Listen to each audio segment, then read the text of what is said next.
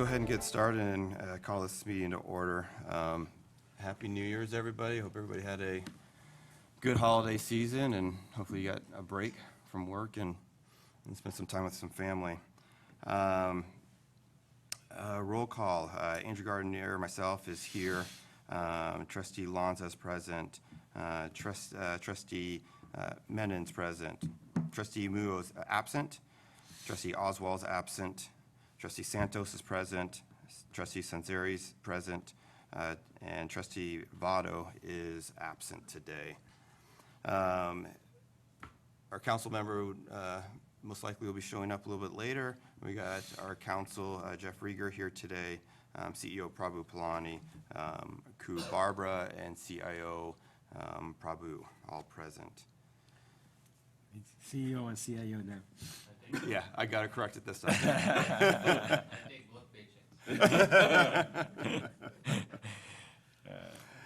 Orders of the day, items 5.11 is to withdraw the retirement application of Jose L. Vargas. We also have item 3A will be also heard with items 7.3D through F. And there is no sunshine to wave today. Consent calendar. Is anything on the consent calendar that anybody would like to pull for discussion? One item is the minutes. Okay. I think it's 1.3. Okay. I'd like to pull 1.5E. Okay. Rest of items, motion to approve. Okay. So we got motion to approve the consent calendars minus the minutes from 1.3 and also 1.5E. We got a second? One second. Okay. And all in favor? Aye. Aye. All right. Go ahead, Vince, 1.3. Yeah, on the minutes under new business, which is 4E on the committee assignments. Just a minor, I noticed that our committees look accurate going forward, but here in the minutes, it does not reflect that Trustee Oswald was removed from governance. But I see on our committees moving forward, he's not on there. So what we had done is we had added him to the Joint Personnel Committee, and he came off of governance.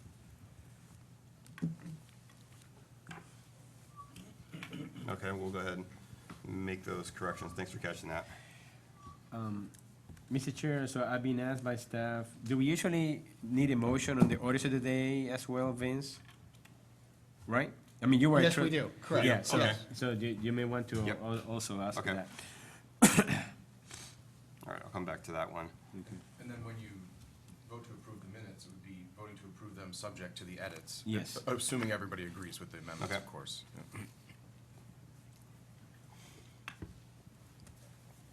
All right, let's go to, we'll come back and approve those. E. Yes, thank you, Mr. Chair. I just wanted to pull this item. It's been a long time waiting. We're kicking off the office quarterly newsletter again, and this is the first edition, and you're gonna see that going forward. And so, again, I just want to call attention to that, and also, there was a lot of work, but especially by Barbara Heyman and Linda Alexander. And so I wanted to thank them publicly as well. So we look forward to communicating with members, and you're going to see them now from now on every quarter. So Roberto, does that go hard copy and electronic, or just one or the other? So I'm glad you asked. I think we're still debating, but I think for the first year, it's going to be a hard copy to all members. What you're going to see in future newsletters is an option for members to choose if they rather have it not an actual copy, but by email, to let us know what that is, so they can send that back to the office, and then we can just make it available. Because the idea is, after a full year, is only to because it is expensive to mail out some 11,000 newsletters. is to only mail that out to those members that prefer to receive the actual hard copy, so. I want to thank you for producing this. We've talked about this for a long time. Yes. So it's really nice. Thank you. No, I definitely agree. I definitely appreciate, the newsletter looked excellent. I like the format and the discussion. And I look forward to the next quarterly one. This is something I know Trustee Santos has been talking about for a while, and he's been hearing from the membership. And so I'm excited about this, so thank you. Yeah, and the concept is that on a quarterly basis, we have a theme. So one quarter is going to be investment related, another quarter actuarial related, another quarter healthcare related. So we just make sure that we keep the members apprised. So good job, everyone, and look forward to continue working on the newsletter and keeping the information flowing to our stakeholders. Okay. I am going to reissue,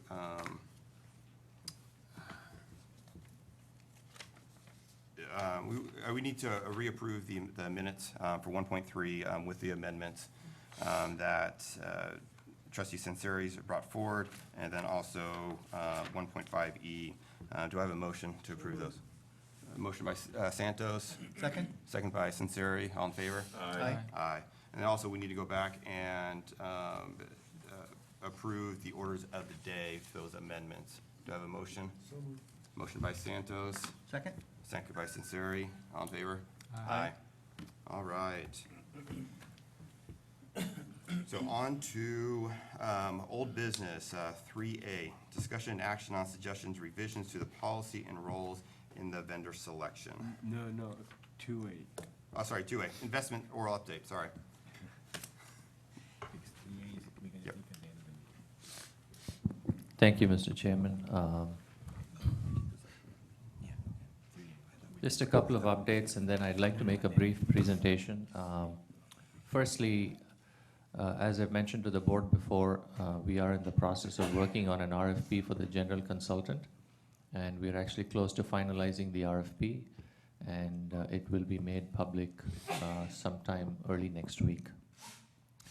And it is my hope that I can work with IC chairs of both boards during the process. And also, we do have November flash reports. So the pension plan returned 1% in November, as opposed to a policy benchmark of 0.8%. And calendar year to date, it was 11.2% return versus the policy benchmark of 10.7%. And fiscal year to date, 2.7% for the pension plan, and the policy benchmark was 3%. And for the healthcare trust, the 1 month number is 1.1% versus the policy benchmark of 1.1%. Calendar year to date, both the plan as well as the policy benchmark returned 14%. And fiscal year to date, the healthcare plan returned 3.1% versus 2.7% for the policy benchmark. Again, these are flash reports, so these numbers are not final, but they should be somewhat close. Now, you'll see there are two attachments to the oral update from the CIO this morning in your package. I've been asked to present our fees to the Retirement Working Group, and the Retirement Working Group actually meets this coming Monday. And so we did present to the City Council, and it'll be the same fee package that goes to the Retirement Working Group, because that's the last available fee report that we have. But in addition to that, I did actually put together a presentation with Makita's help, because, obviously fees is an important subject and it keeps coming up. And I really wanted to go back in history. So we do have control over the fees that we pay. And I've been tracking fees since I became CIO. And we know what we've negotiated with managers, how much we've saved, and so on. But I really wanted to go back. I wanted to have an open mind. I wanted to go back and say, going back over time, how much have we paid in fees? And has this really paid off for the plan? or not. So we went into this project with an open mind, and Makita was really helpful and instrumental in actually gathering the data. So I told Makita, let's go as far back in history as possible, and let's see how much fees we've paid and whether we've added value or not to the plans. And so if you look at, this is the first attachment. Now, this was a very difficult exercise in terms of data gathering, because if you go back 3 years, we actually have a list of all the managers that we've hired, we've terminated, the actual fees paid, and so on. But if you go back 10, 15, 20 years, it gets very difficult because we've had different consultants. There's the issue of, have we tracked all the managers over the last 20 years and so on. But Makita did a fabulous job in trying to, at least, they felt confident with the numbers going back at least 10 years, right? And so I'm going to actually start with slide 3. And this is an important slide. It's very simplistic, and I don't mean to talk down to you, but it's an important slide. So often when we talk about fees, the comparison is, active versus passive, because we always have a passive. In most cases, we have a passive alternative. So why not simply use a passive manager, right? That's the question. So here are two managers. Excuse me. The manager on the left is a passive manager. The manager on the right is an active manager. So let's say we gave $100 to the manager on the left, right? And let's say that manager put it in an index fund, say the S&P 500, and that returned 10%, right? Now, even passive managers do charge some fees, however small it is, but for the purposes of this example, I said, okay, let's assume we can get it for free. So for the 10% return, that $100 goes to $110, right? So with a passive manager, you don't pay any fees. At the end of the year, you now have $110. Now, the manager on the right is an active manager. You give them $100. You pay $1 in fees, right? And if the active manager had actually returned 11%, this is just an example, so at the end of the year, you would still have $110, right? Because your $100 went to $111 because the active manager did better than the index, but then you paid them $1 in fees, right? So in this example, if you'd actually paid fee, it's a wash though, because the manager had actually produced that excess return over the benchmark that's equal to the fees, right? So fees have no effect on the plan. They're not a drag on the plan in this example.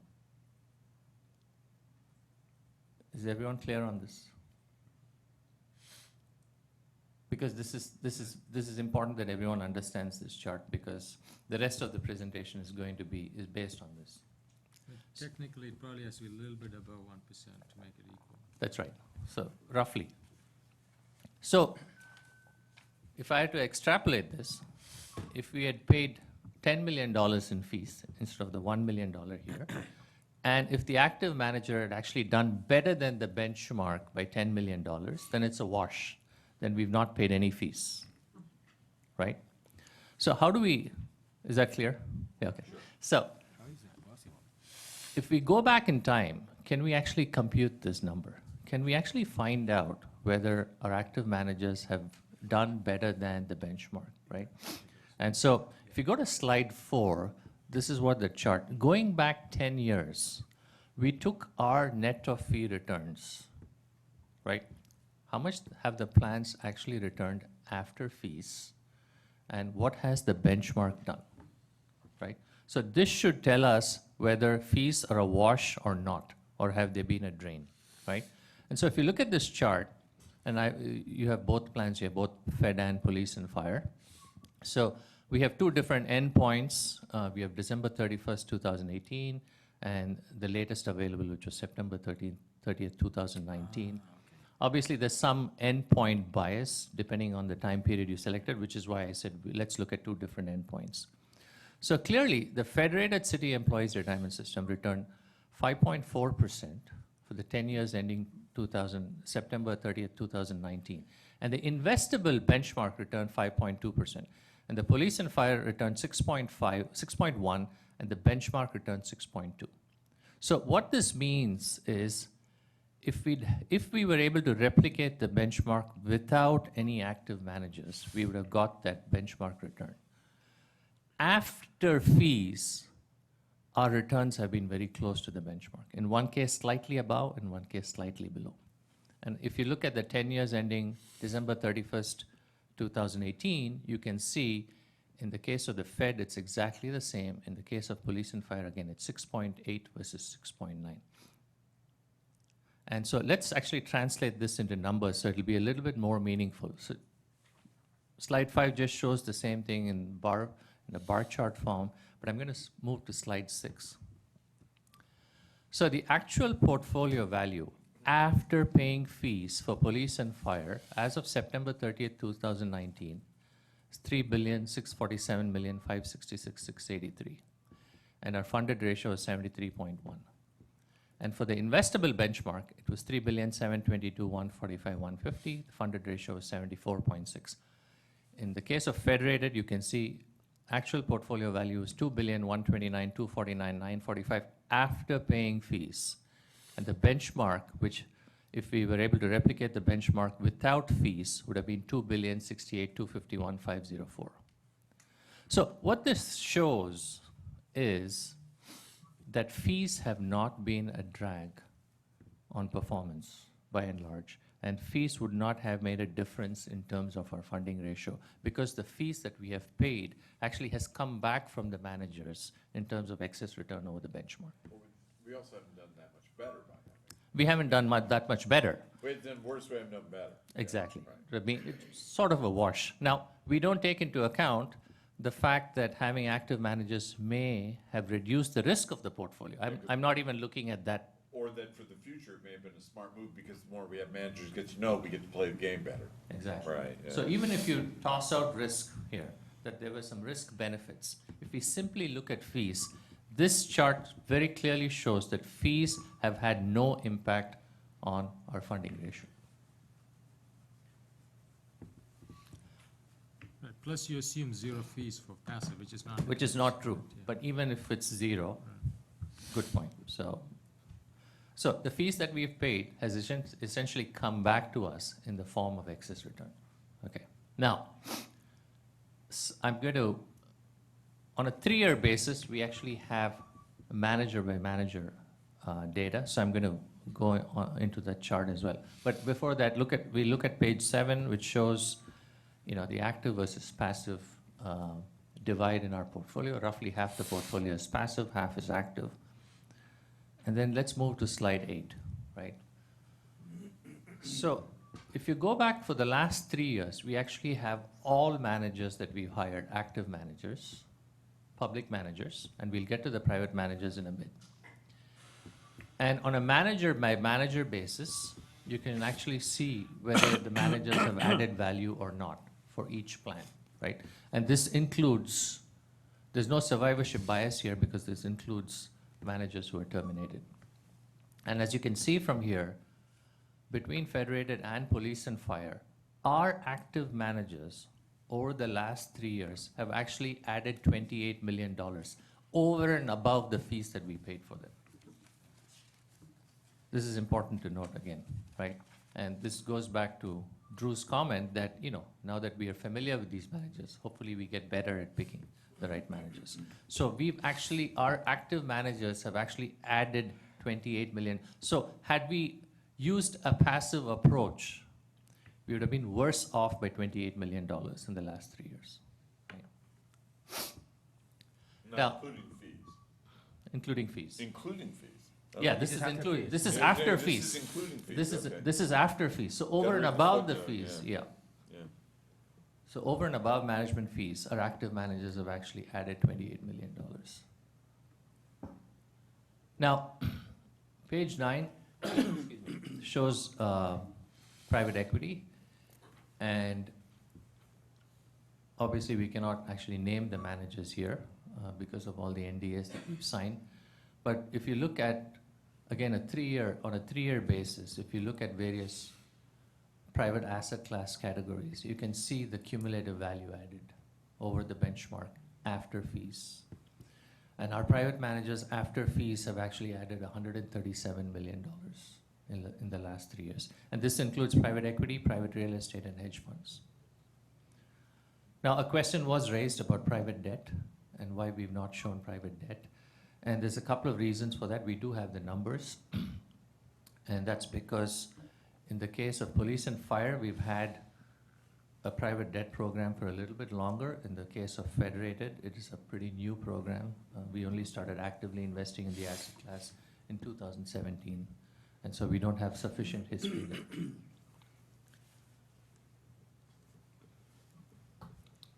So now let's go to slide 10. And this is from a CAFR report for 180 public pension plans, which shows the percentage of portfolio invested in alternatives. And these are public plans. And San Jose has roughly 25% in alternatives. And as you can see from this chart, roughly 16% of public plans actually have more than 40% in alternatives. So we are by no means an outlier here in terms of our focus on alternatives. And slide 11 is from the same report. And within the alternative bucket, how do plans invest the assets? And as you can see, a quarter of it is in private equity, a quarter in real estate, and so on. Once again, this goes to show that we are certainly not an outlier. In fact, we don't have some of these asset classes like risk parity and GTA in our portfolio. I have a number of other slides in the appendix, but in summary, this is slide 12. I want to emphasize that I know there's a lot of focus on fees. We are being very transparent with the fees that we pay, and we produce a very comprehensive report that we take to the City Council every year. But it's important to understand that fees are not a drag on our investment performance, and they're not the reason why our funding ratio is low. In fact, at least on a 3-year basis, you can see that our active managers have actually added value over and above the fees. So fees, we're not paying anything out of the plan. Even if you go back 10 years, we've really not paid anything because it's come back in the form of excess returns. Yes, sir. I have a request, if you can skip to the slide 20, because it goes directly to the contributions by the plan sponsor, right? Slide 20. No? Page 14. 14. I'm sorry, page 14, yes, it just, yeah, sorry, page 14. Chiron's original presentation, get rid of that number. Yeah. It used to be slide 20. Yeah, okay, all right, that's, Yeah. oh, it does say 20 on it. Yeah, good point, good catch. And did you want, If you can just speak to. yeah, what which is why I gave the heads up to Bill that there may be a question on this. Okay. And since he gracefully said he'd answer any questions, graciously accepted it. Bill, actually, can you walk us through this slide?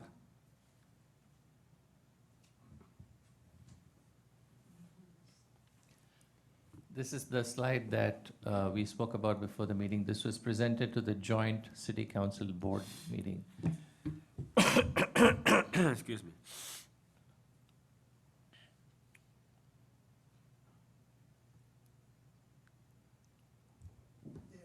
We had put this together for the joint That's what it is. city council meeting. And it just shows one scenario, but if the investment fees were zero, the impact was just a reduction in contributions of 1.2 million. That's because those those fees, that gain is being amortized in the plans as a gain over what we had before. And so over time, that could build up to a larger savings if you could pay zero fees year after year after year. But that's not really what was expected. And so that was based on about 68 million in fees paid by both plans. Thank you.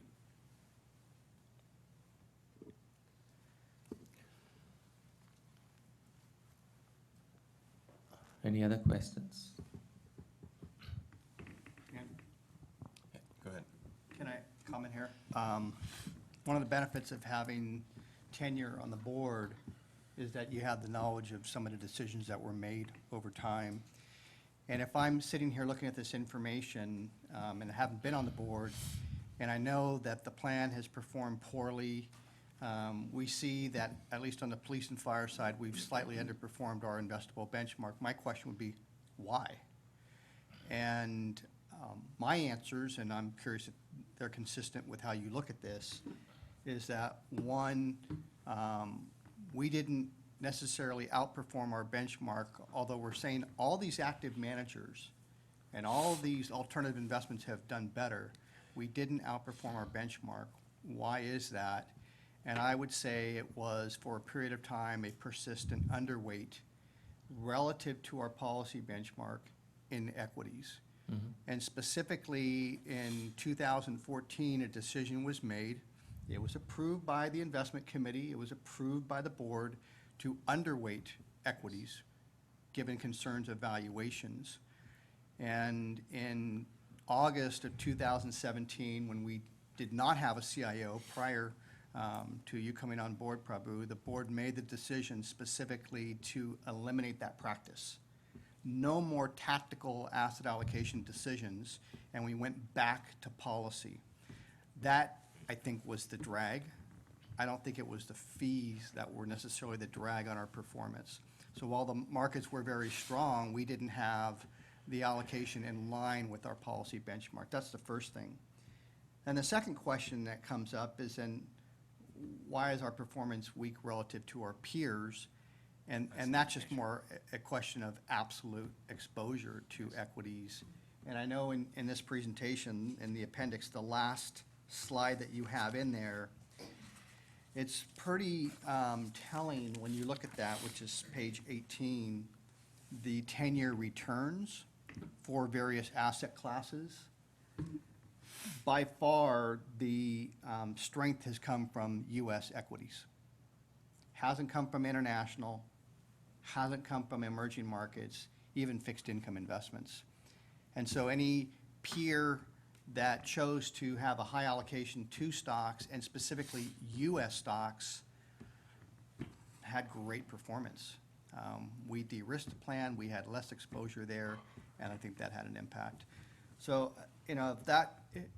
your material here and your presentation helps answer the question on the fee side. I think that is the other side of the equation of, so then help me answer why there's been this underperformance, and I think those Yeah. are the two factors. Do you agree with that? Completely. All great points, Vince. So again, if we can go back to slide 4, this is an important slide, and I think what Vince is referring to is, so we've returned 6.8%, the benchmark is 6.9. Pretty close, but why are we trailing the benchmark by 10 basis points when our active managers have actually added value? And so there have been tactical moves that could have contributed to some of the underperformance. It's not the active passive question here. Active managers have actually added value. So fees have not been a drag, but we have rectified that issue because we don't make tactical decisions anymore, and we stick close to the policy benchmark. The bigger question is, why have we underperformed our peers over the last decade? And that's, again, what is unique to our plan is our risk profile, the maturity of our plan. In fact, there is another chart that Makita put together, which is not part of the presentation, which actually shows our persistent underweight, as Vince mentioned, to actually U.S. equity.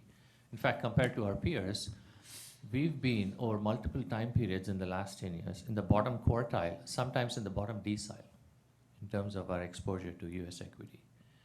And we did that to protect our sponsor, because it's only in hindsight that you know that, oh, we've had a bull market, right? Again, last year, the S&P was up 28%, right? And our plans calendar year to date through November have returned 11%, right? And No one knew on January 1st, 2019 that the S&P is going to return 28%, right? There's also a chance that the S&P can be down 20%. And so to protect our sponsor, we run a fairly low risk, well diversified portfolio. And so you're going to have that. So all great points. And I have to thank Trustee Sanzeri because the CAFR charts in this presentation actually came from him. And we are actually going to be making this presentation jointly to the Retirement Working Group on Monday. And Trustee Chandra was also going to be part of it. Unfortunately, he did have a schedule conflict. But again, so I think this is important, and kudos to Makita for actually going back and pulling out all this very difficult data and putting these charts together. So thanks, Laura. Thank you. So were you guys, you didn't need to go over the second one? The That's fee just, report? It's the no, same- it's the yeah. same thing, okay. I will be bringing it up in front of the Okay. Retirement Working Group, but it was the same presentation that we made to the City Council on October 1st. Is there any other questions? No? All right. Well, thank you very much. Thanks, Laura, for coming down, or coming up. So we deferred 3A to towards the end of the agenda to coincide with 7.3 D through F. So we'll go ahead and jump to new business 4A, oral update from the CEO. Thank you, Mr. Chair. Just a few items. I want to remind you that there is a public member seat open on the Police and Fire Board. That was the seat that was vacated by Trustee Gia Grierte. That process, that application process actually closed last Sunday, and we did receive one applicant. I think at this point, the applicant will be interviewed by the City Council sometime in January, and hopefully that person, if appointed, could be at your board meeting for February. I also want to remind you, we already spoke about the Retirement Connection newsletter. You saw it, it's on the agenda. I'm working with staff, and we have a meeting tomorrow to kick off discussions on the budget process for 2020. As Prabhu indicated, there's a Retirement Solutions Working Group on Monday, and he will be presenting on the fees, and Kyron will be presenting also as well. Bill will be at the meeting. I mentioned this at the last meeting, but we had decided to remain in our building for another 5 years. So we are working on the process of signing the new lease agreement in March of 2020, hopefully for another 5 years to 2025. And we're still working through staff on bringing on board a senior benefit analyst and 2 new benefit analysts. We're working through the process on the review process and interviewing to make sure that we are fully staffed on the benefit function. And lastly, I wanted to let you know, some months back, I did indicated that the city was replacing Blue Shield and Southern Health with Anthem Blue Cross. And so that was, Anthem Blue Cross was going to be the new healthcare provider for retirees for 2020.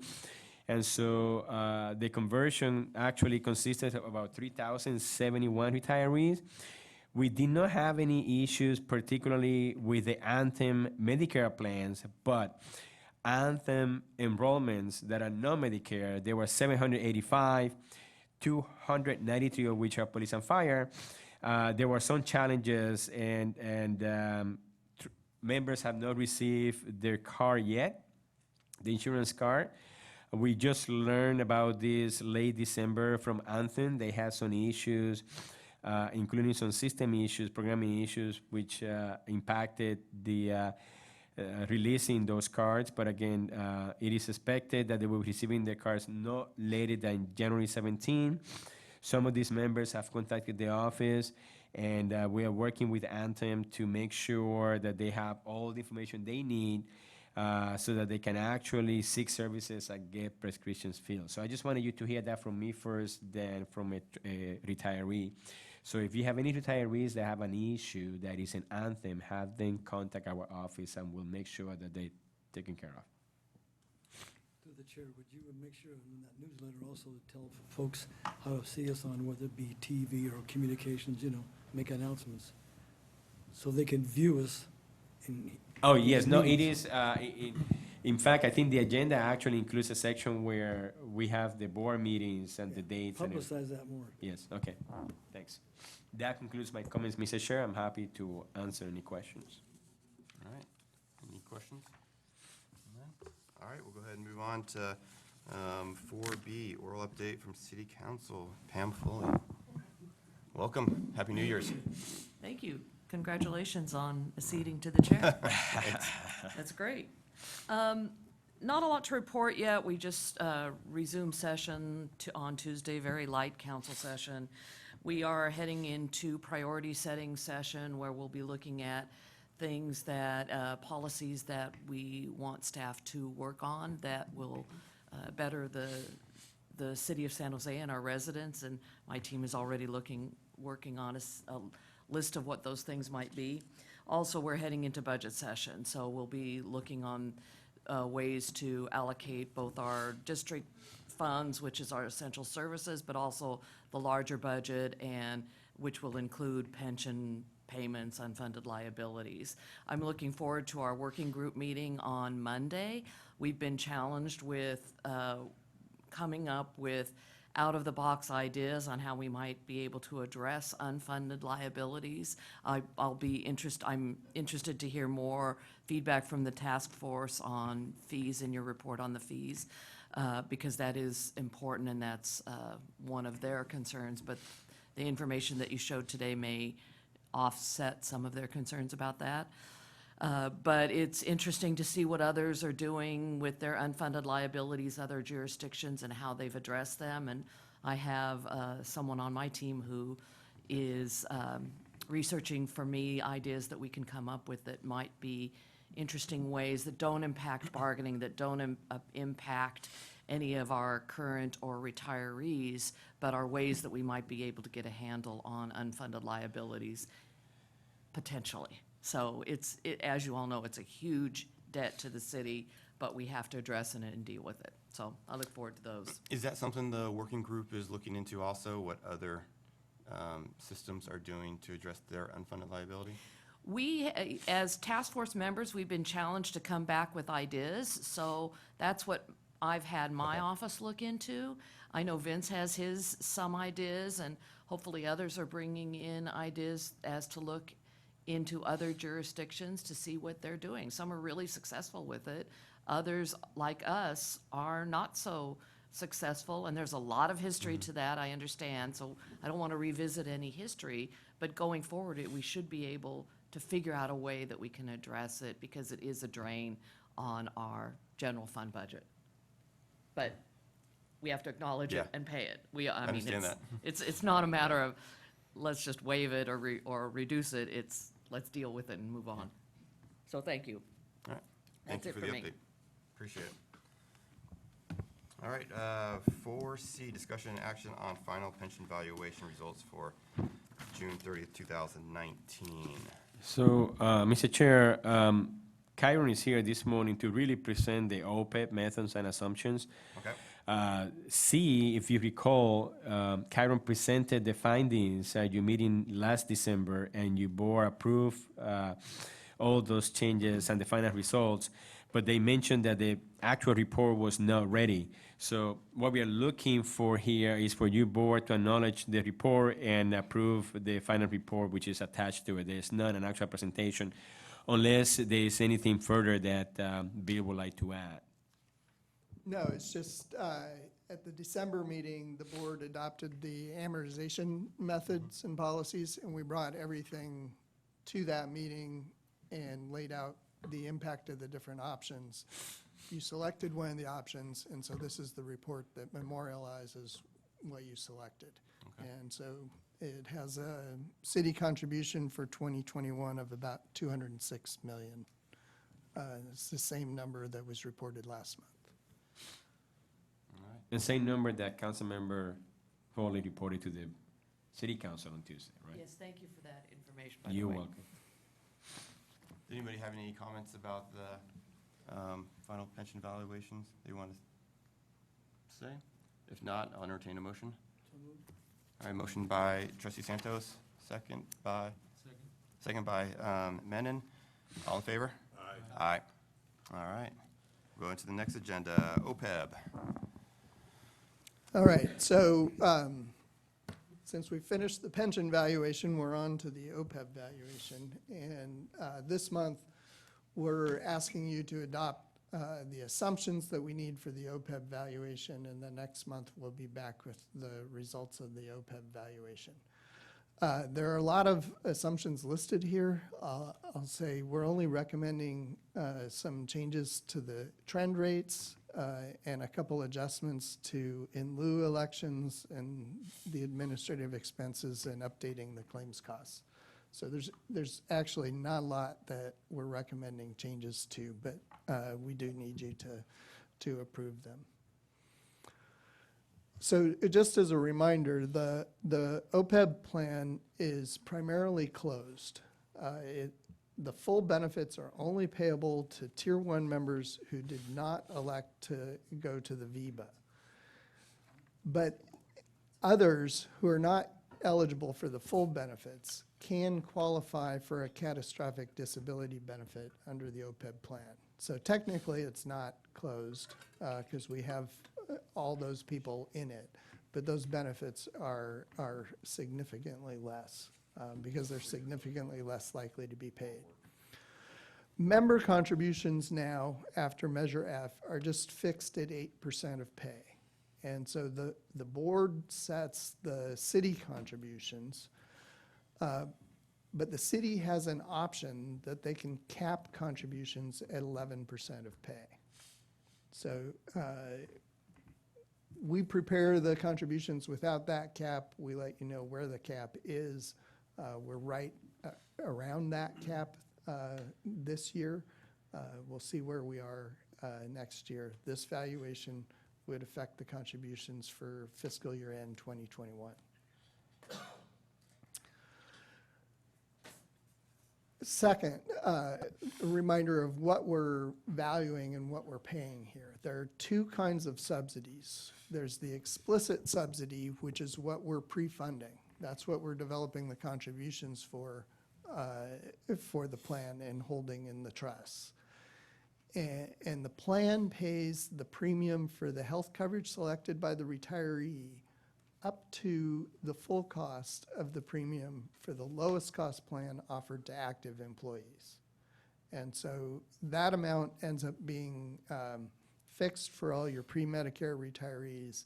For Medicare eligible retirees, some of their premiums are below that explicit subsidy limit, so we pay the full cost.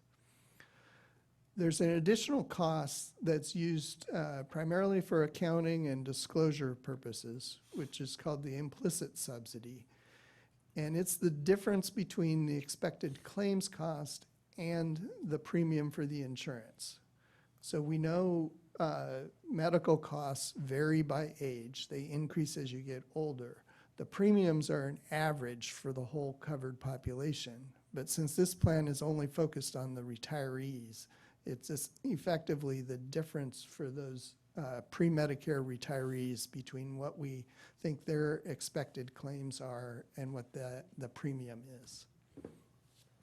The city pays for that on a pay-as-you-go basis as a part of its premiums for active employees. Because if you didn't have that cost, the premiums for active employees would be lower. And so that piece is simply a part of the valuation. It's a disclosure, and it's a key part of your financial reporting, of the city's financial reporting for the plan.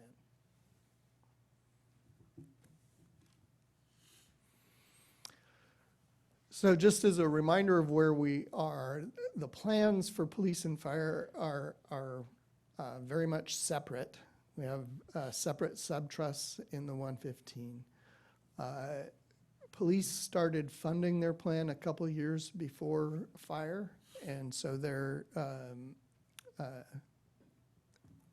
further along in the funding.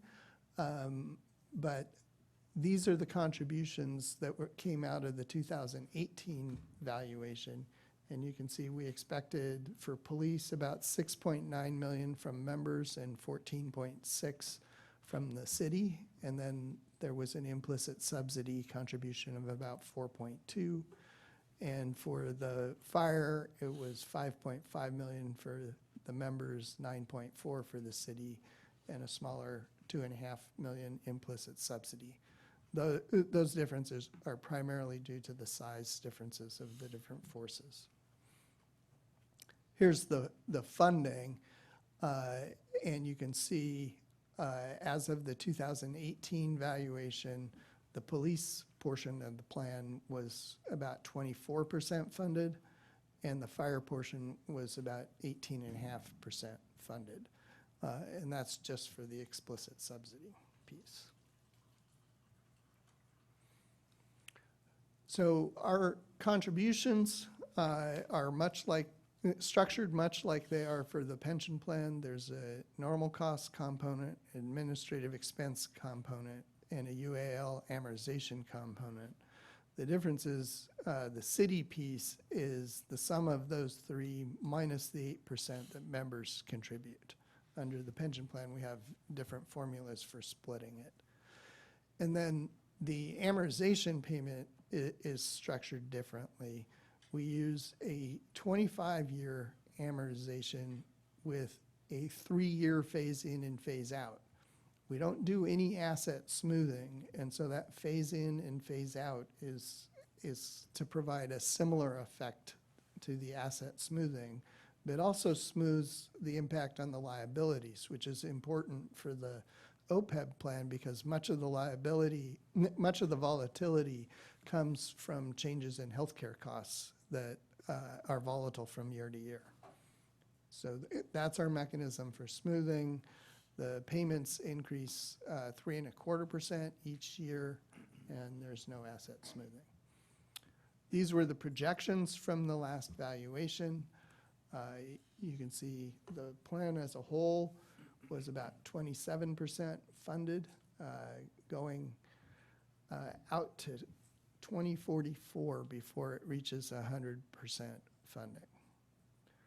Now, the liabilities here are much smaller than under the pension plan. So you can see the total liability is, including the implicit subsidy, is below 800 million, whereas for the pension plan, I think the unfunded liability is about $1 billion, a little over $1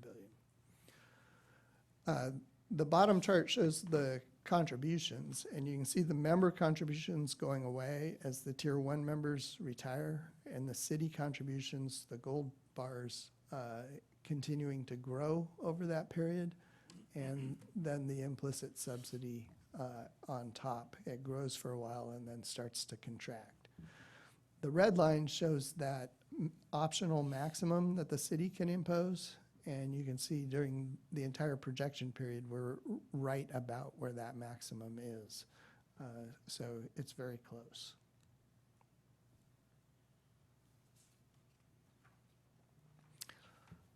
So now we'll move to the assumptions. And again, we borrow many assumptions from the pension plan: retirement rates, turnover, mortality.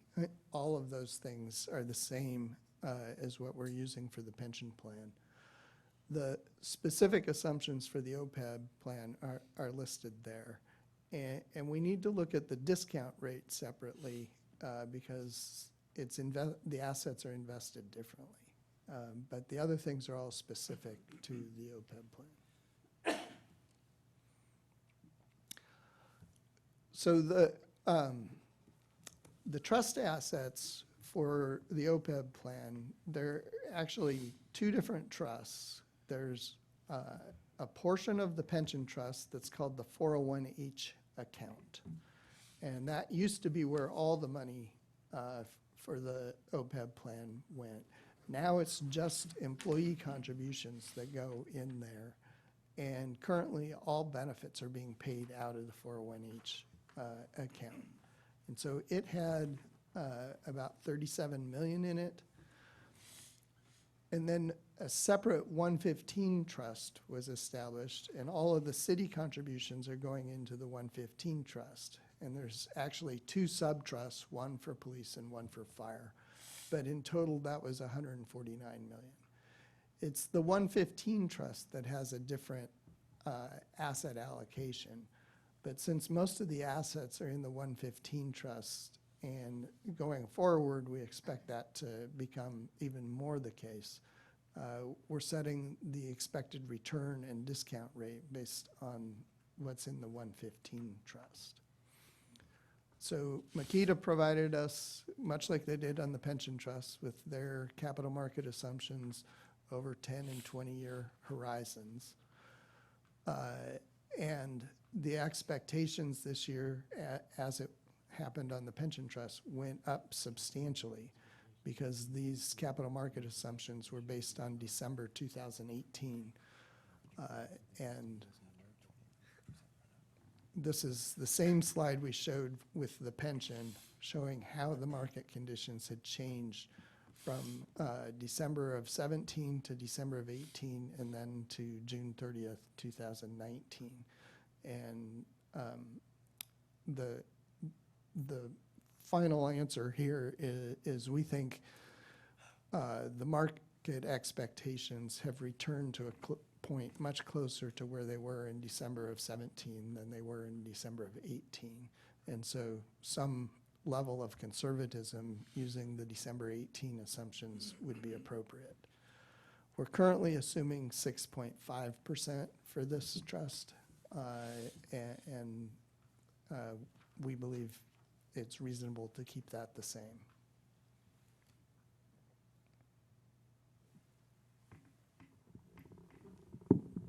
And now we'll focus on the assumptions that are very specific to the health plan. And the first is the explicit subsidy. So that's the cost of the lowest cost plan that's provided to active employees, and it's still the Kaiser $3,000 deductible plan. And that cost actually did go up by 8.7%. So it's slightly higher than what our assumed increase, which was 8%. And so everybody that's pre-Medicare is going to see basically an 8.7% increase in their liability. So the liability, all else being equal, will be a little bit higher than expected. But for the Medicare plans, it'll actually be a little less because the Medicare plans all have premiums below that maximum, or two of them have premiums below that maximum subsidy. So you actually only pay what the actual premiums are for those plans rather than the maximum subsidy amount. And then the other change we're making this year is it's really a change in the methodology for developing the medical trend rates. And we're using what's called the Getson model, which is developed by the Society of Actuaries. It takes a more analytic look at how you set trends. And the process really is your initial trends over the next 3 to 5 years is based on what's happened recently and what we expect to continue to happen. Then it adjusts linearly to a longer-term view that healthcare costs are going to continue to grow at the rate of nominal GDP plus an excess amount because medical costs are still increasing at a faster rate, but that does mediate itself over time so that over a longer-term basis, it grades down to a long-term that healthcare really can't increase by more than nominal GDP growth, which by 2075 is 3.9%. And then for dental, we just keep it flat at 3.5%. And so the next page actually shows what that does. The top is for the non-Medicare eligibles, and you can see the older set of assumptions, which is the blue line, said we started at 8, graded linearly down to our long-term assumption of 5.25 or 4.25.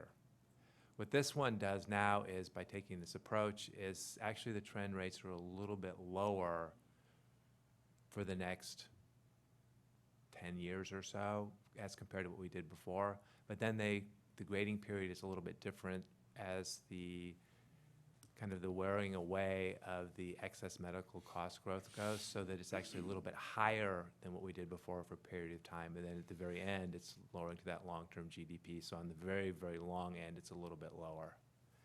It has a much bigger impact on the Medicare side of it, because it's really recognizing in the Medicare market right now, costs are significantly lower than what is going on in the non-Medicare marketplace. There's a lot of factors in there with the way that Medicare is funding it, some of the changes that are happening, the increase of the actual population that's covered as the baby boomers age, and the ones that are aging in happen to be healthier than the older baby boomers. So it's really helping to moderate those cost increases over the short term. But it still has a similar pattern. While it's a little lower in the shorter term period, it's a little bit higher for a period of time, and then eventually grades down to a little bit lower. All else being equal, everything kind of nets itself out, and so you end up in almost the same point from a liability point of view. But this model really lets you get in and specifically, instead of saying, oh, we guess it's kind of going to do this, you've got some very specific parameters that we can tie to the U.S. economy and all the other economic assumptions that underlie the valuation. The next are the dependent coverage elections, and this is for the current active employees that retire in the future, is how are they going to elect coverage.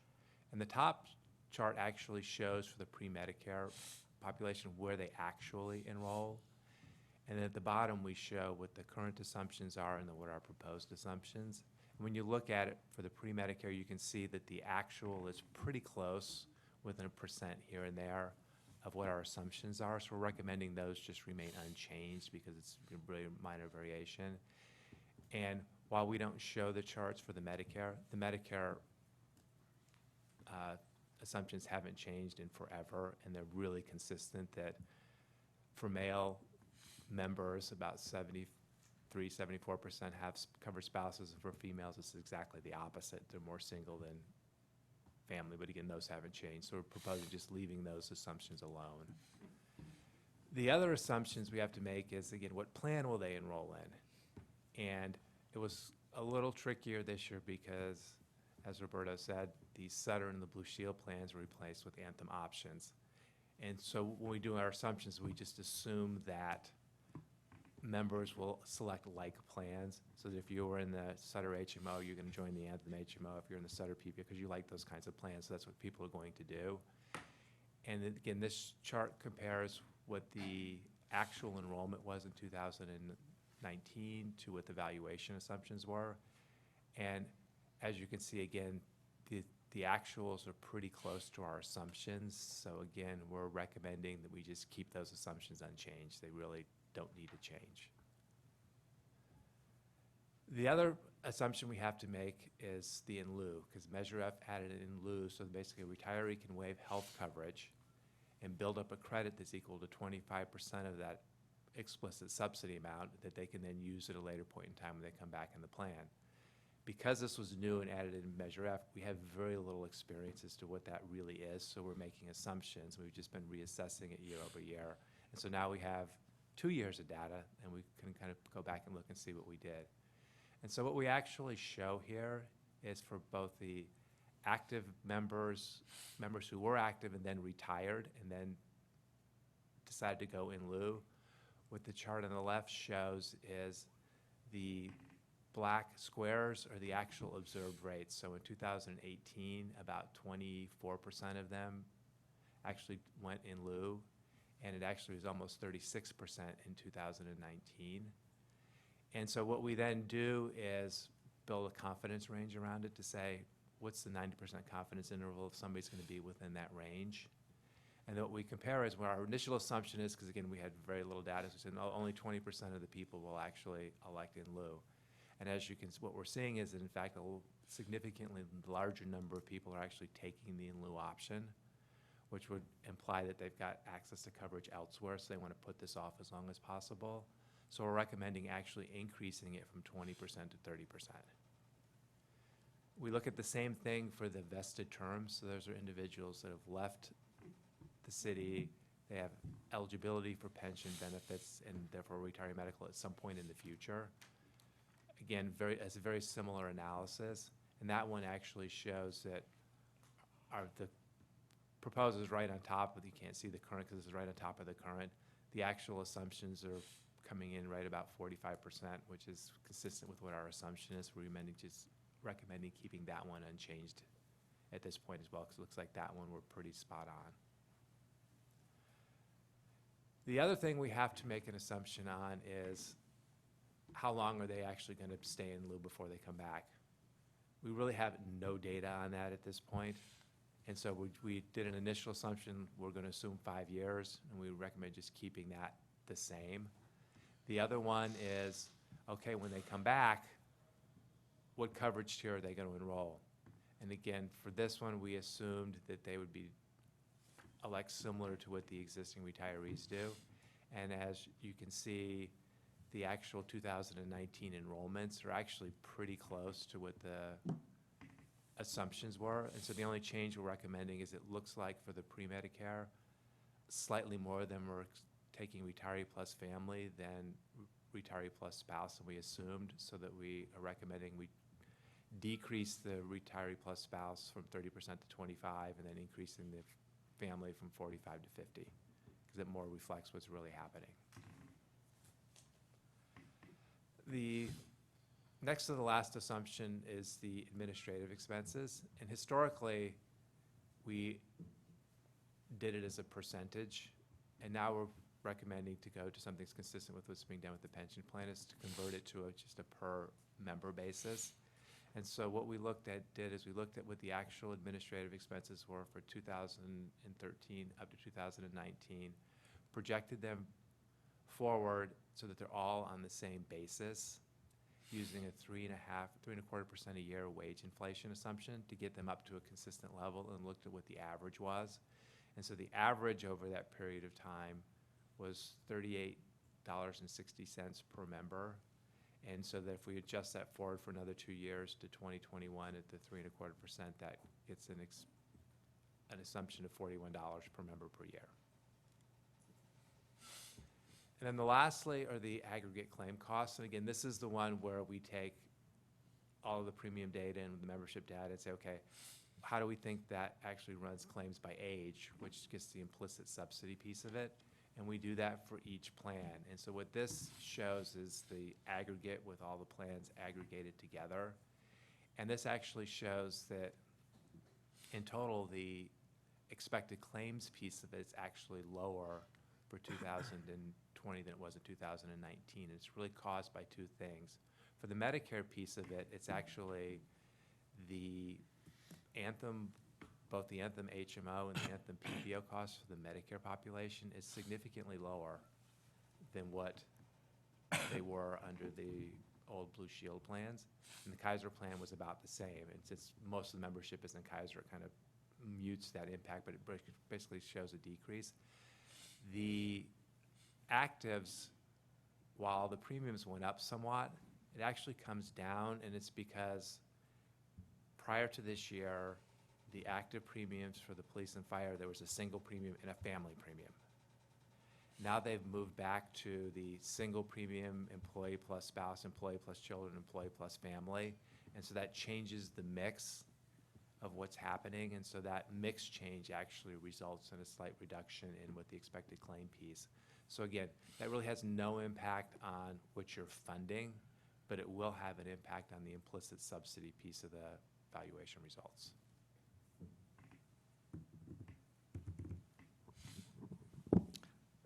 So we need a board decision.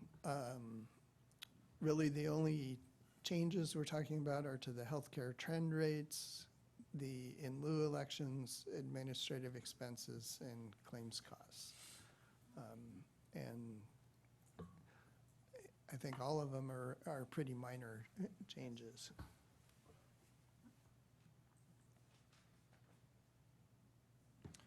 Does anybody have any comments about OPEB? No, okay.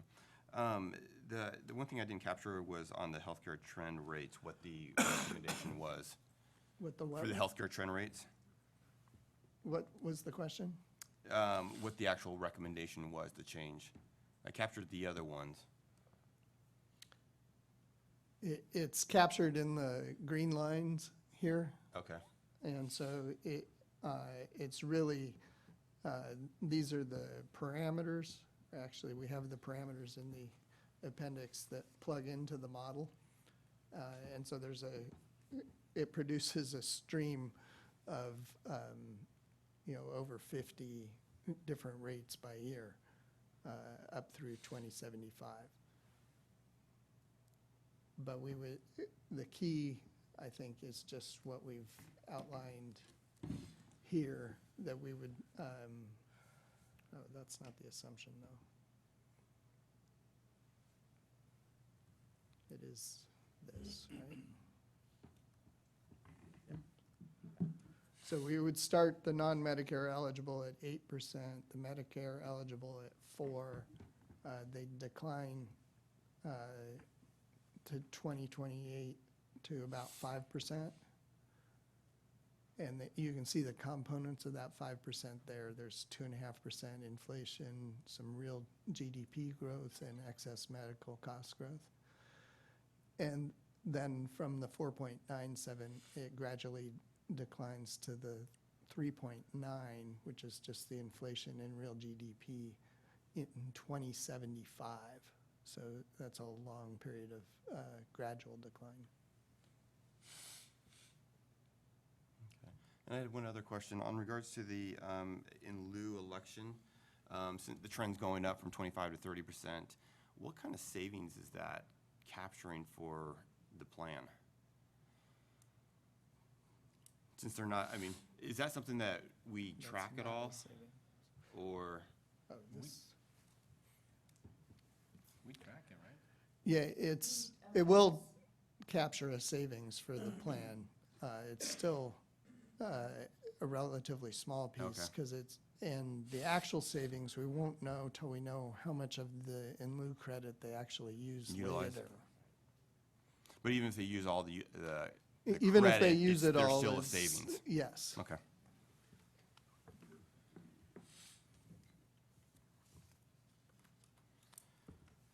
All right. There's no other comments. What's the best way to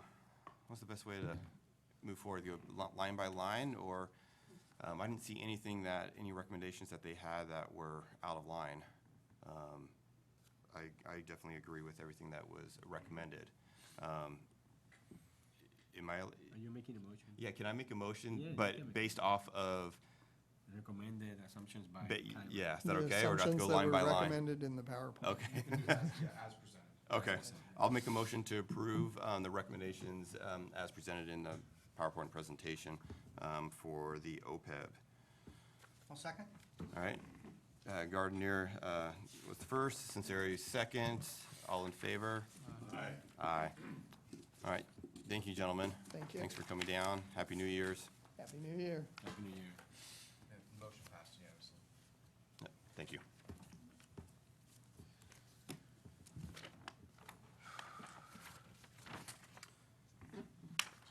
All right, moving on to 5.1, retirements. Like December, we got, Are you skipping 4E, or was that? did I skip that? Did you overlook that? I am completely sorry. I missed that one. I was ready to move on. 4E, discussion action on review the investment committee IC charter. I'm sorry. No, That was the wrong election page. of Board, vice yeah. chair. Where are we?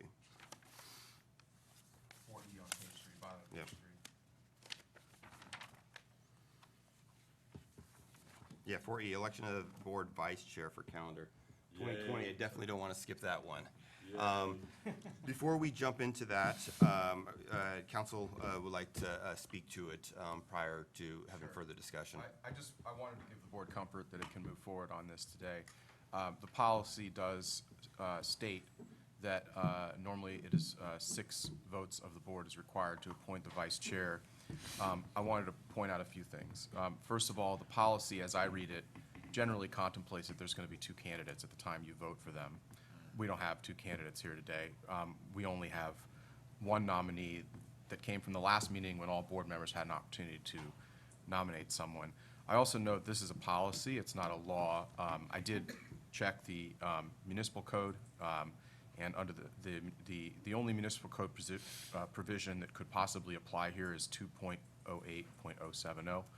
That does not require 6 votes. It's just, it just says the board will choose a chair and a vice chair, and normally the board operates by majority vote. So, and then another point I'd like to make is you don't have a vice chair right now. So obviously, it's better to move forward and get one in place than to not have one. It is a policy, so the board can change its policies when it's necessary. And also, of course, the board can revisit this. If any board members who are not here are not happy about it, they can always raise it later. And in fact, under the municipal code, chairs and vice chairs can be removed. So if that needs to happen, that can happen. So point being, I think it's fine for you to move forward today, even though you don't have 6 people here. I do think it should be a unanimous vote if you're going to move forward today, because if it's not a unanimous vote, then I don't think you don't have all the board members here present agreeing to move forward without the policy. And I think the policy is worth at least that much. We should at least all agree that we're comfortable moving forward without it. But otherwise, assuming everybody votes for the one nominee here today, I think you can move forward, and I won't say any more. No, I appreciate the comments and feedback from your perspective. Based off what council was saying and our experience at last month's meeting when everybody was here, and we nominated people, there was clear, agreement that, Drew Lanza was nominated. So with that fact and knowing that we can always come back and revisit it, as long as I don't hear any objection from any of the trustees present, I would like to move forward with the vote. Would anybody like to speak up?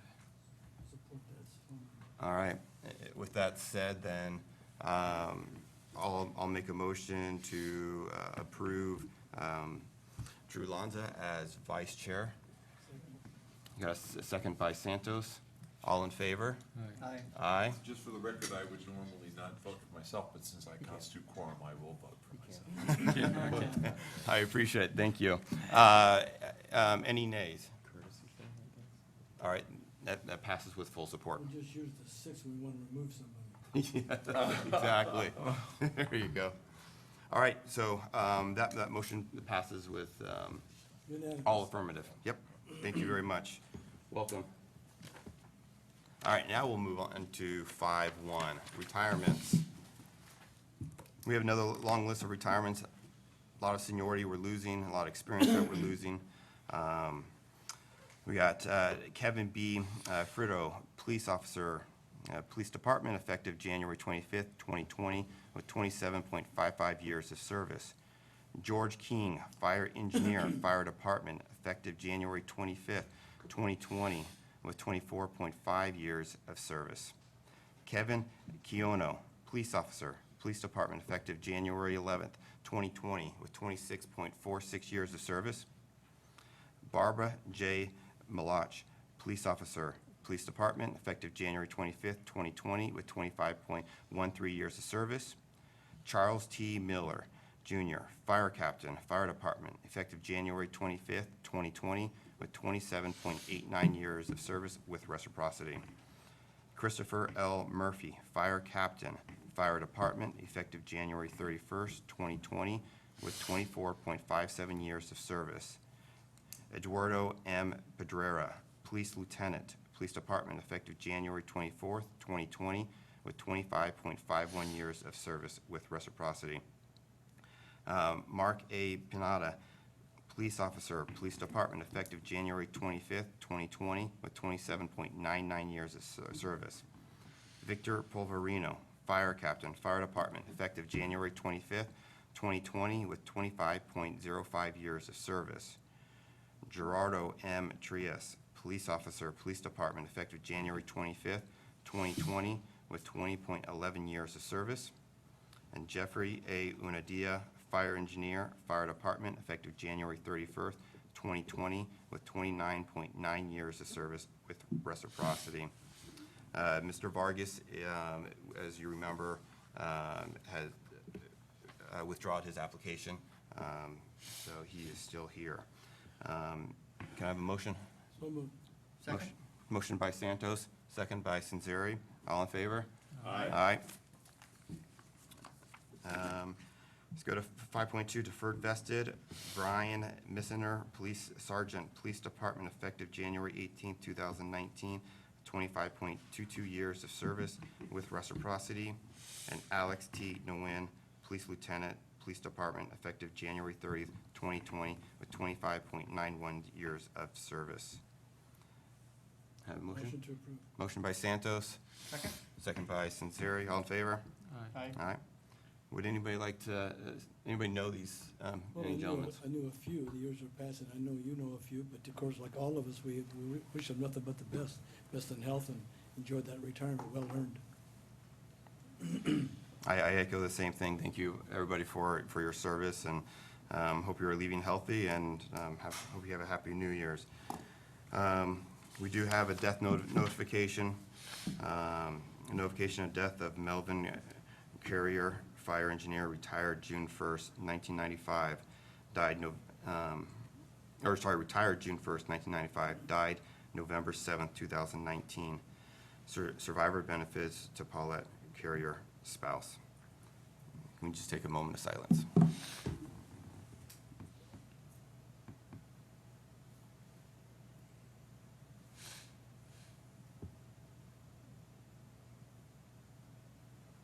Thank you. Condolences go out to their family. I'm not sure, did you, Yes, gentlemen? yes, the very best of his family, yeah. All right, moving on to committee reports and minutes. 7.1, investment committee. I am trying to think if, I know we got a report out from our CIO, but I don't think any of the were you at the meeting by any chance? I was, but, Is there anything that stood out that you like to, sorry to put you on the spot, I just realized there was no one else Yeah. from the committee here. I think. Probably so. did a good job of, Yeah, I think giving we an went update. over the venture stuff, I guess, right? I mean, yeah, Okay. that's true. Okay. Sounds good. We'll go ahead and receive and file the minutes from October 22nd, 2019 for the police and fire, and also the joint investment committee. So that's B and C. Next meeting will be later this month on the 28th. Audit risk. Is there, let's see. Yeah, there was no meeting. No The next meeting meeting. is February 20th. Okay, thank you. Governments Committee, we had a meeting on December 5th. I don't know if Murillo Santos, you weren't there on the committee yet. Sinceri, you weren't on the committee yet. Vado's not here. No committee members are here. Yeah, so, but I mean, we're going to go over the items by you board to be discussed. And I was trying to buy some time to say a few things. I texted Tommy Anushi, and he just texted me back, so he should be calling in the next 25 seconds, I'm guessing.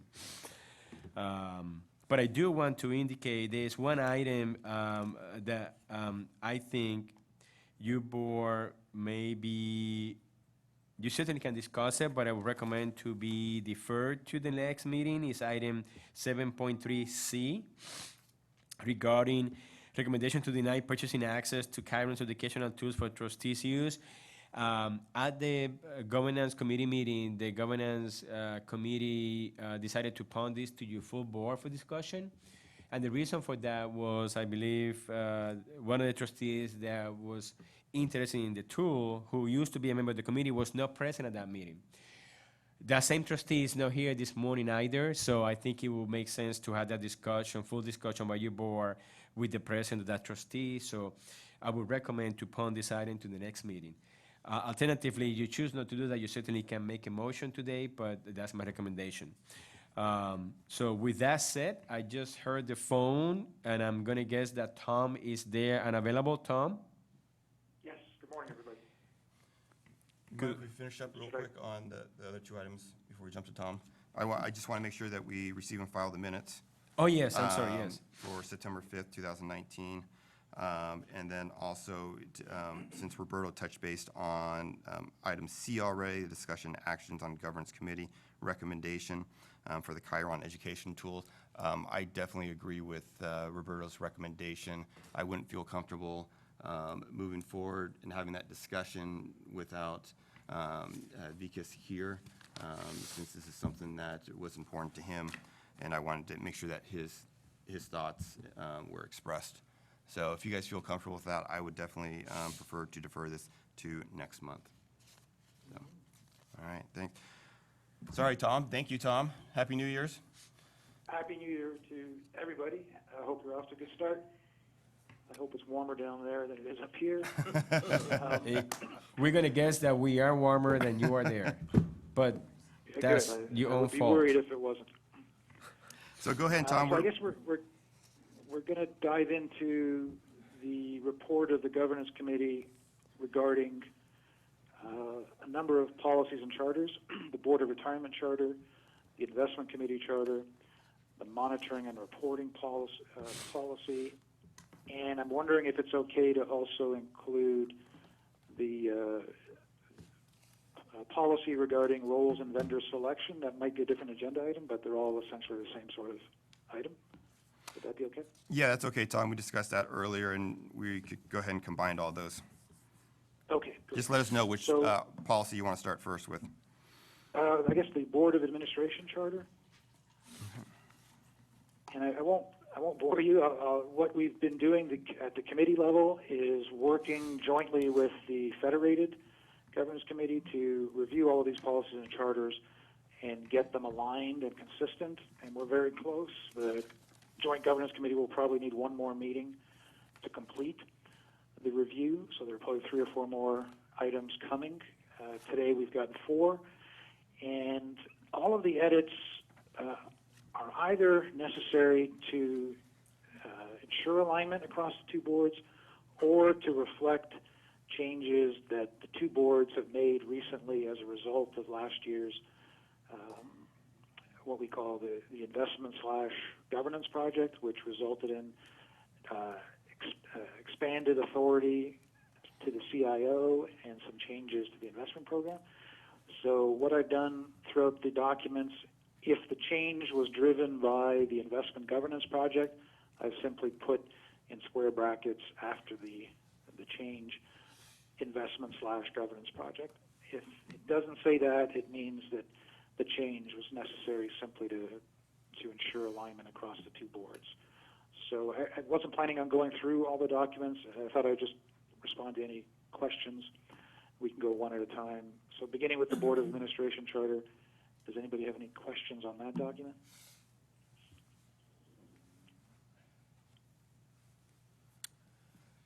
Doesn't look like it. Okay, good.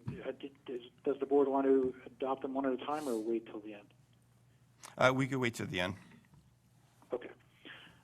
So turning to the Investment Committee Charter, it's exactly the same issue. The changes are driven by either inconsistencies across the 2 boards or changes that resulted from last year's governance investment project. And again, I've included that note after the relevant changes, investment/governance project. And for the most part, they mirror the language in the board charter, I believe. So are there any questions on that document? Okay, good.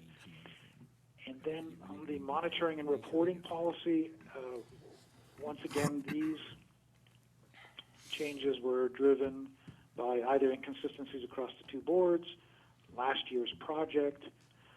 There's one new item which I included, and that is under the investment section, item 37, I believe it's page 7, CIO update to the investment committee. I included that in response to a suggestion that came out of the board's self-evaluation process, which we haven't got to. That's the next agenda item, but I just wanted to flag that. That's where that new report emanated from. All the other changes or reports are emanating from last year's project or just, again, alignment with the Federated Board. Are there any questions on this document? I don't think so. Okay, and by the way, by approving these documents, they will, all these documents will be identical across the 2 boards. In the case of this monitoring and reporting policy, the only difference between your board and the Federated Board is in the dashboard reports, which I think is report number 7 on page 3. Your board receives the dashboard reports. the federated board does not. Otherwise, this policy will be identical. And then we come to the policy regarding roles and vendor selection. The board reviewed this back in October. At that time, we presented a number of changes to ensure alignment across the two boards. You, at that time, requested a few clarifications, specifically around distinguishing between staff versus the CIO/CEO. The concern was that the word staff wasn't specific enough, and we should go back and make sure that if we mean CIO, we should say CIO, and if we mean CEO, we should include the word CEO. So we've gone away and made those additional changes. I tried to summarize those on the cover memo. Otherwise, the document is the same as what you saw back in October. Your suggestions around clarifying that CEO-CIO distinction were made in time for the next federated meeting, so the federated board has already approved those changes. So we're presenting them to you again, just following up on your directions from the October meeting. Any questions on this report, on this document? And for anyone following along, this is 3A. This is the one where we hopped back. So you're not The Yes, vendor that one, is- correct. Thank you. for the clarification, yes. Thank you. So does anybody have any comments you. on the vendor charter, the Board of Retirement Charter, Investment Committee Charter, or the monitoring reporting policy that was just discussed by Tom? I just want to comment on the vendor policy, that you picked up a lot of the real detailed conversations we had. I really appreciate that. I think it was terrific. Oh, thank you, Vince. If there's no other discussion or concerns about the policies or any changes that you guys want to make, based off the conversation, I'll just go ahead and entertain a motion. We'll all of them together. Like I said, it will be for the monitoring and reporting policy, the investment committee, IC charter, the Board of Retirement Charter, and then also back up on 3A, the vendor selection charter. Motion to approve. Okay. A motion by Censeri, second by Santos. All in favor? Aye. Aye. All right, that approved. Good job, guys. All right, thank you, Tom. You got one more, right? Let's move on to the next one. Let's see here.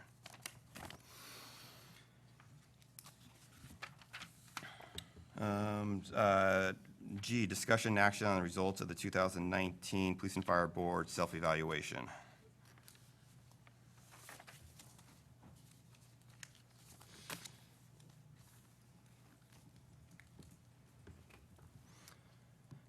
Tom, did you want to discuss that?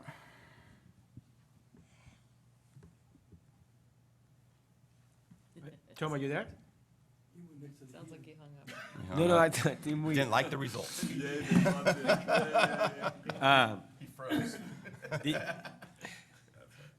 I'll text him. I think you may have lost him. Okay, well, while we're waiting to get him back, we'll come back to G here. 7.4, our Disability Committee. Mr. Santos, any updates? Excellent meeting. Unfortunately, people leave early due to some terrible things that happen along the way, but there's a really very good discussion with Dr. Chairman on the phone with our whole staff and committee. But the meeting for the 13th has been canceled, only one applicant, and so we're looking forward to following the next meeting after the retirement meeting on February. The following Monday, we'll find out what we got. Okay, well, thank you. You guys keep doing great work. I appreciate it. And we'll go ahead and receive and file the minutes for our October 7th, 2019 meeting. Did we get Tom back yet? No, I not just yet. texted him Okay. and he. At the local bar. Yeah. While you're waiting for him to come back, I noticed that on the report in the summary of key findings, there's a reference to how the board has really improved over the last 2 years. I just couldn't help but noticing that. Wanted to point that out. Well, I think that comment is well taken. I think anybody who's been here for a while can just, when you're involved, and see the improvements of what has taken place. And I think like myself, I have a lot of experience being here. I can see the very, very good changes that are very positive. Yeah. Yeah. There are several areas of activities and action we need to take, so that's something we need to probably focus on. Some of it gets delegated to governance, some of it joint personnel committee, Sorry. some of it to the IC. So that could be part of a board's work plan that we might want to consider developing.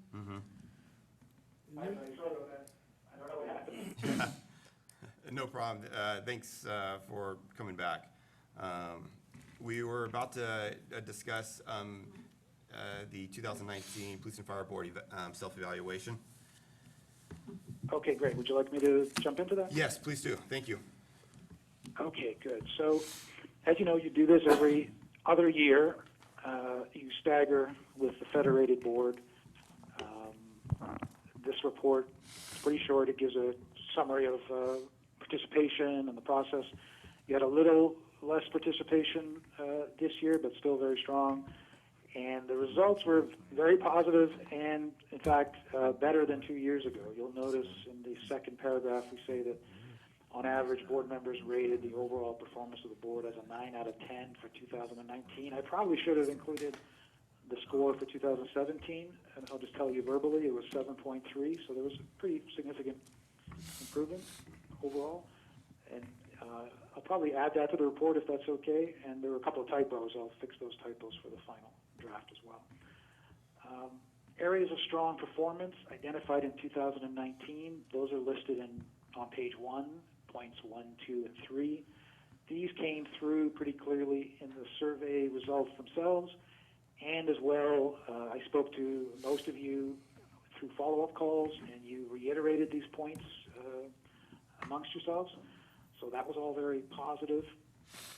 Given that it's been 2 years since you did this, I thought it would be helpful to review some of the issues or all of the issues that were raised 2 years ago and sort of follow up with the status of what was done. And that begins on page 2, and you'll see that 2 years ago, the need for a clearer investment governance philosophy was raised. That was addressed, and it was not raised at all in the current assessment, other than people pointing out the success of that project. Succession planning was raised 2 years ago. It was raised again in a slightly different context this year, and I've identified the points that were raised. One board member suggested that the board needs to confirm that there's a more specific succession plan in place for key positions, and this individual was looking for an understanding or a plan that would specify precisely who would step in on an interim basis if certain positions were to become unexpectedly vacant. And another board member suggested that while you've dealt with the CIO position in the last couple of years, the board really still needs to be focused on CEO/CIO succession planning. And of course, the CEO should be focused on the rest of the staff. Member stakeholder satisfaction, it was raised 2 years ago. It was raised again in 2019. But board members noted that they think that there's the current project that's underway to identify performance metrics. People seem confident that that should help address that concern. A big issue 2 years ago was the efficiency of meetings, and the focus was more on the dynamics of the actual meetings itself. People felt they were going on too long, too many meetings. Far less concern was raised in 2019 on that point. There were a couple of smaller suggestions in this area, but by and large, this issue seems to have been addressed. And in particular, people noted that you've reduced the frequency of the investment committee meetings. Item 5 on page 3, oversight and direction to management. This seems to have been resolved in 2019, and it was raised back in 2017. Board education, it was raised in 2017, and it was raised again in 2019. Slightly different issues, but I think this issue of board education is always an area where we can improve, and some suggestions were raised, and I've indicated them there under item 6. So a lot of the old issues were addressed. Some of them are recurring, but in slightly different forms. A number of new improvement opportunities were identified in the current review, and they fall under the heading of strategic planning, understanding the current funding position, communication on investment matters, and then board meeting effectiveness. So strategic planning, somebody suggested, actually a couple of board members suggested that, one board member suggested that the strategic planning process, while it's very useful, the offsites in particular, it could be made a little more concrete, a little more clear, with the goal of yielding more concrete deliverables. Understanding of current funding position.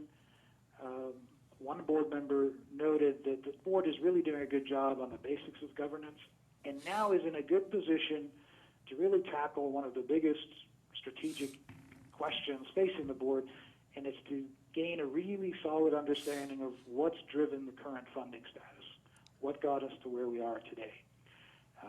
That's perhaps an educational issue, but it's also a strategic question, and it's important enough that I set it out as a separate standalone issue.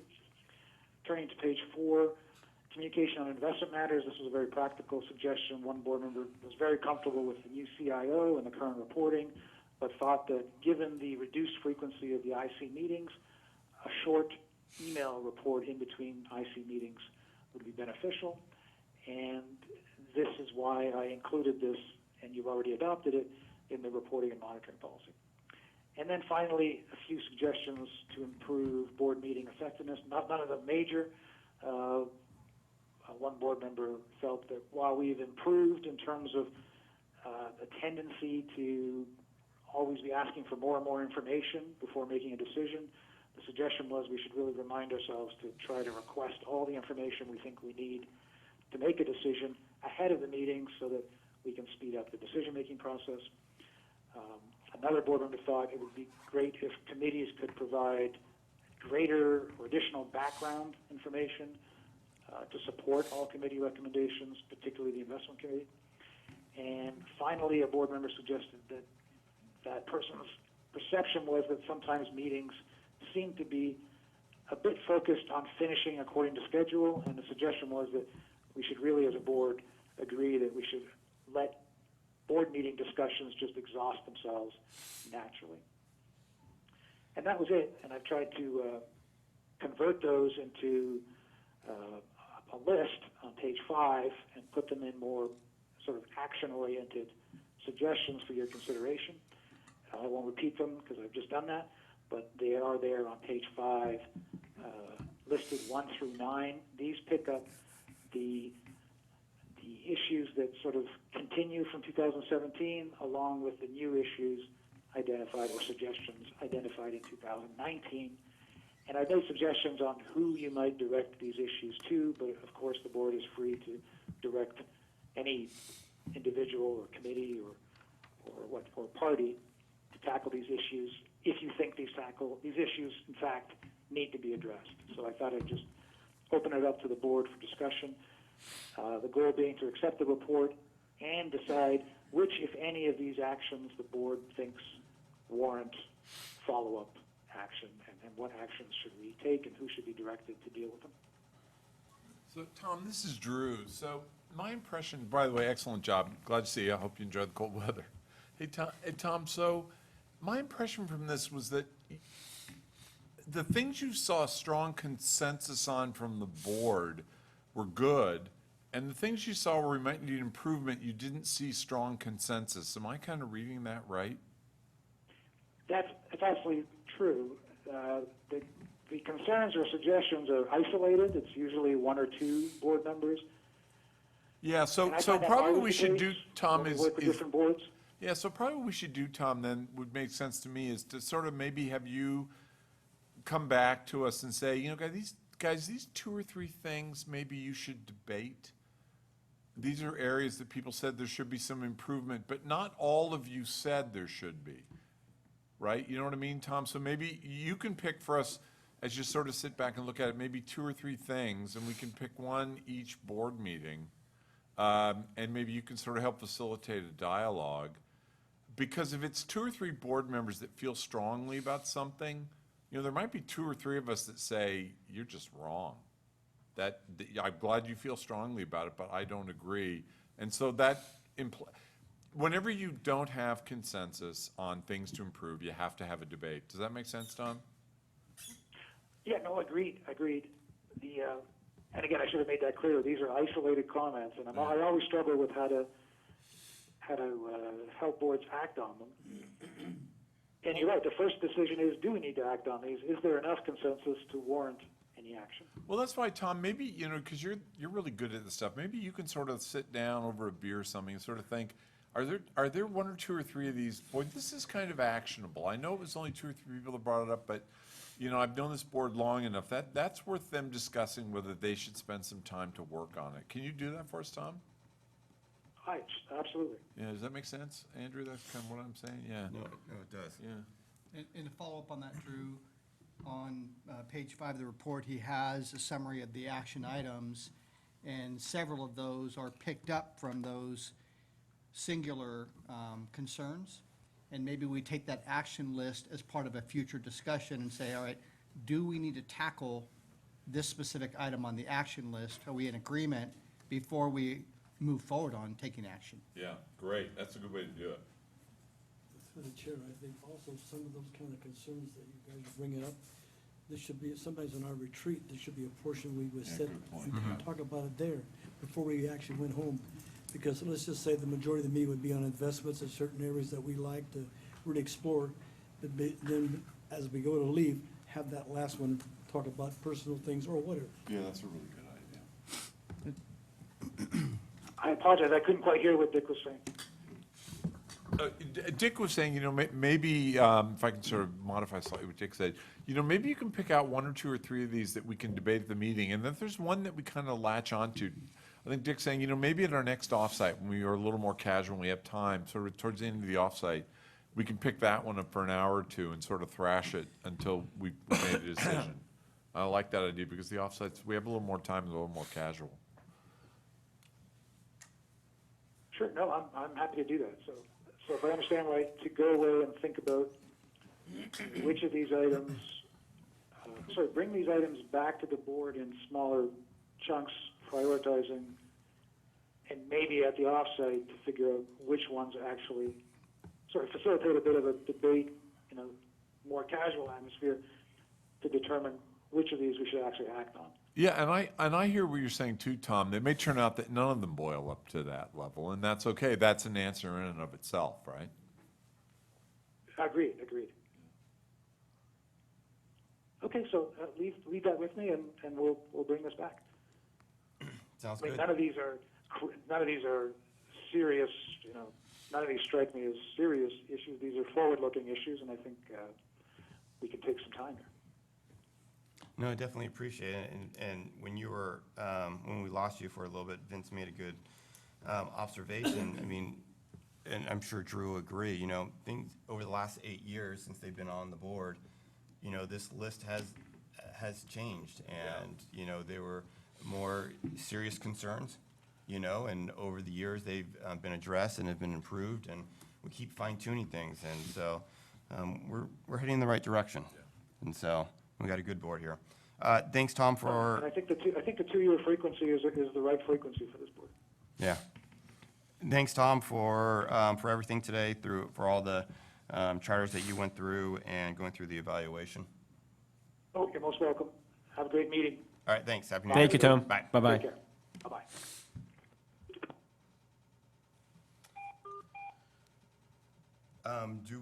It looks like we need to take action, discussion action, so we need to approve the survey. The motion approved. Motion to approve. Motion by Santos, second by Sinzeri. All in favor? Aye. All right, that passed. All right, we already did 7.4, and we already approved the minutes, and received and filed the minutes. So 7.5, joint JPC. Nothing to report there. We're working on scheduling our next meeting. Yeah, so I just wanted to remind everyone, we are working on scheduling your next meeting. I think we provided a couple of dates, and sometimes the last week in January. And as part of the charter for this committee, you certainly can keep the same chair and vice chair for another year, but you need to make that selection at your next meeting, so that's gonna be part of the meeting. Got it. All right. Proposed agenda items for next month. Trustee Santos, we're working on the presentation from council, educational presentation. I think we're trying to shoot that for next month, March the latest.